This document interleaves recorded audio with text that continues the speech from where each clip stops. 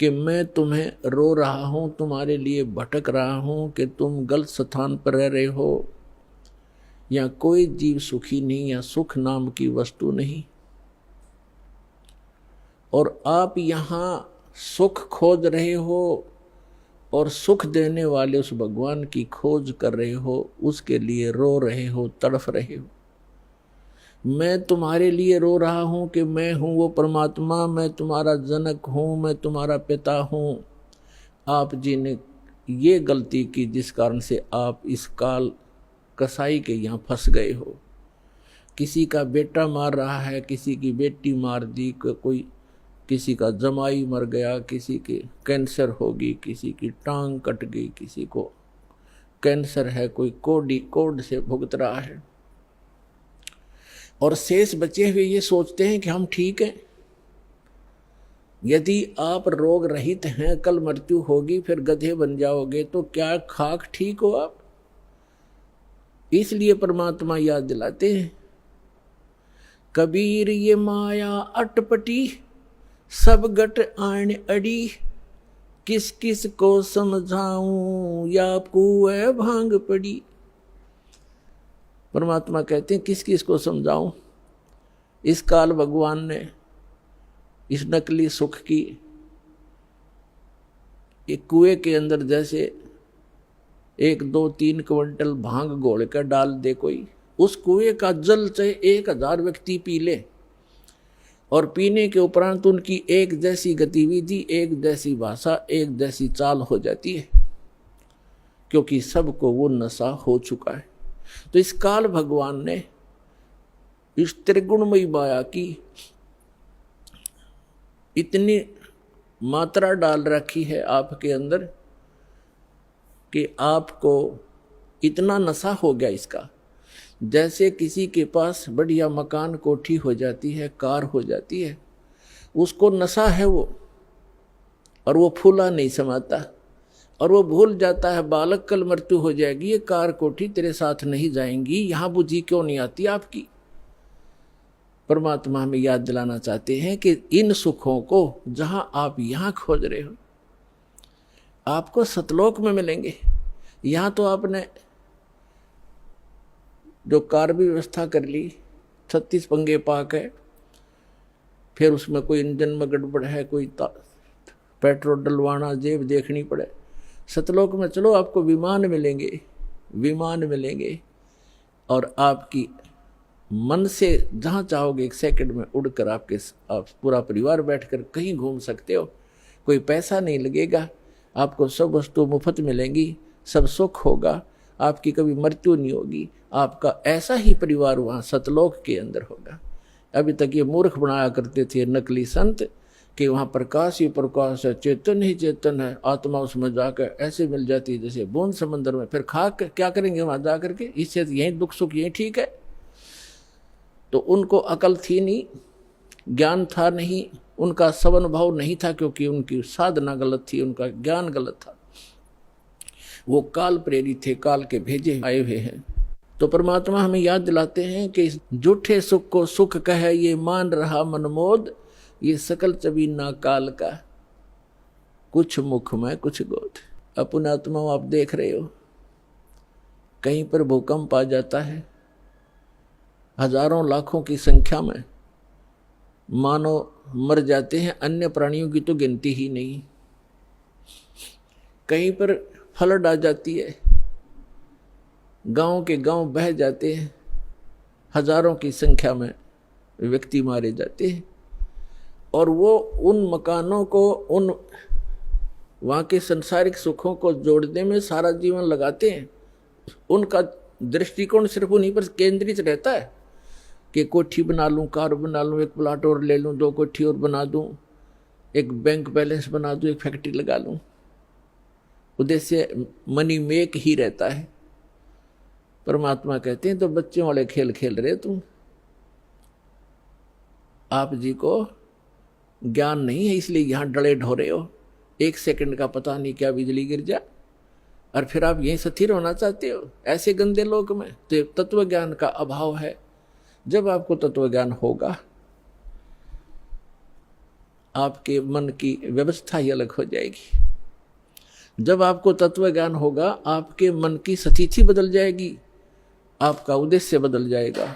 परमात्मा हमें आखिरी याद दिलाते हैं, आप जी विचार कीजिए कि आपकी मृत्यु तो होगी होगी, चाहे यहाँ कोई पूरी पृथ्वी का राजा है और चाहे अमीर या गरीब है, कोई भी व्यक्ति है, आपकी मृत्यु होगी। और आपने जो कुछ भी सारे जीवन में संग्रह किया वो आपके साथ नहीं जाएगा।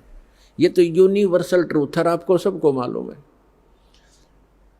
और पुण्यात्माओं, ठीक है, आपके पूर्वजन्म के पुण्य हैं, आपको जो भी वस्तु उपलब्ध है इसको ये समझ लो कि आपकी नहीं है। आप एक रेस्टोरेंट में रह रहे हो। अब जैसे अच्छे पूंजी वाले व्यक्ति, सेठ धनी व्यक्ति अच्छे रेस्टोरेंट में जाकर के अपना 1 2 3 4 जैसा भी वो वहाँ दिन रात व्यतीत करना चाहते हैं, तो उनके पास पैसा घना है, तो वे हाई क्लास के, हाई क्वालिटी के रेस्टोरेंट के अंदर रह रहे हैं। वहाँ सुविधाएं अच्छी हैं, सोफा सेट हैं, बढ़िया पलंग हैं, टीवी रखे हैं, सारी व्यवस्था है वहाँ पर। बैल बजा दी, बैरा आ गया, जो वस्तु मांगी उपलब्ध होगी खाने और पीने की। और एक गरीब व्यक्ति जाके एक सिंपल होटल में रुका है जिसमें एक तख्त पड़ा है और सिंपल आहार है, थोड़ा खर्चा है उसका। तो ऐसा ही समझ लो आप, जो गरीब है वो एक सिंपल होटल में रह रहा है, अमीर है वो बड़े होटल में रह रहा है, लेकिन वस्तु किसी की नहीं। वहाँ पर होटल में गए व्यक्ति को पता होता है कि यहाँ तेरी वस्तु कोई नहीं है, इनको प्रयोग कर सकता है, वो भी अपने खर्चे से। तो इस काल भगवान का ये होटल है फॉर एग्जाम्पल। और इसमें आपके पुण्यों के कारण आप सुविधा जो आपको है वो आपके पूर्वजन्म की पूंजी से है, जेब आपकी ही खर्च हो रही है, जो सुविधाएं आपको उपलब्ध हैं आपके पुण्य क्षीण हो रहे हैं। और गरीब व्यक्ति है वो समझ ले सिंपल होटल में रह रहा है, कोई झोंपड़ी में है चाहे सिंपल मकान में रह रहा है, तो वो भी एक होटल में ही है। एक दिन दोनों ने ही जाना है और दोनों ने वो सब वस्तुएं यही छोड़ जाना है। अब जाना कहाँ है? स्वदेश को जाना है। होटल में व्यक्ति वही रहता है जो विदेश गया हुआ है, अपने घर से बाहर है। आज तक आपको यही नहीं मालूम कि हम इस होटल को छोड़कर प्रस्थान कहाँ करेंगे। आपको तो जबरदस्ती जब आपकी पूंजी समाप्त हो जाती है, आपका समय समाप्त हो जाता है, उस होटल से पकड़कर बाहर फेंक दिया जाता है सड़क पे, आप कहीं जाओ। जब हम घर से बाहर चलते हैं वैसे किसी काम कार्यवश, तो जाने से पहले हम वहाँ कहाँ रुकेंगे, रात्रि हम कैसे व्यतीत करेंगे, उसकी व्यवस्था पहले करके जाते। और संसार छोड़ के जाने वाला व्यक्ति कभी सोचता भी नहीं कि मृत्यु के बाद मैं कहाँ जाऊंगा। तो वो ज्ञान अब आपको प्राप्त हो रहा है कि आप ये साधना करोगे और आप इन होटलों में रहो जैसे जिसकी व्यवस्था है, ठीक है। धनी है अपने उस सुविधा को प्राप्त करो, निर्धन है अपने उन मकानों में गुजर करो। और दोनों ही 2 रोटी खाते हैं, एक गरीब भी और सेठ भी। और एक चारपाई पर ही सोते हैं, 3-3 4-4 पर सेठ नहीं सो सकता। एक कोने में चाहे 10 कक्ष की कोठी हो, एक कक्ष के एक कमरे में एक तख्त 3.5 बाई। परमात्मा कहते हैं क्या चढ़ावा मेंढिया और लंबी भीत उसार, घर तक 3.5 हाथ गणा तक 4.25। यानी आपको लेटने के लिए अपने हाथ, ये हाथ होता है इतना, प्रत्येक का शरीर अपने 3.5 हाथ का होता है, 3.5 हाथ का। तो परमात्मा कहते हैं आपने 20 कक्ष की कोठी बना रखी है, उसमें 3.5 हाथ और बाई 1 हाथ, भाई इतनी जगह की जरूरत है आपको।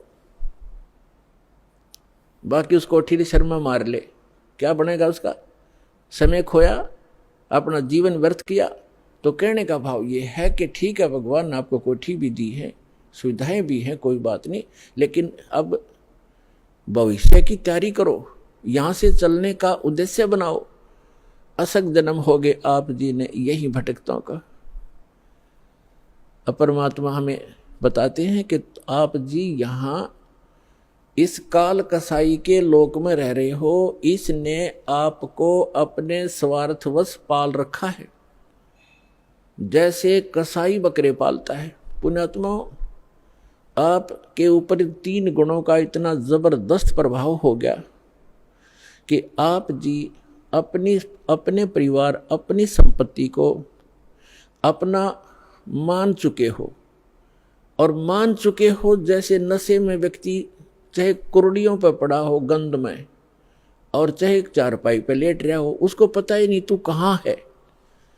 तो आज हम सभी की ये स्थिति है कि हम इस सब कुछ को अपना मान चुके, और इसको ये कहा जाता है कि आप कसाई के लोक में रह रहे हो और ये आपको सबको खाएगा बारी बारी। ये नहीं बख्शेगा किसी को भी। किसी परिवार के 3 सदस्य खा जाता है एक दिन में, कोई दुर्घटना से या कोई किसी और अन्य कारणों से, कोई बीमारी से, और शेष बच्चे ये सोचते हम ठीक हैं। जिनके साथ वो घटना घट गई उससे पहले वो भी आप जैसी ही स्थिति में थे। तो पुण्यात्माओं, परमात्मा ने रजा बख्शी आपको ये ज्ञान देने की।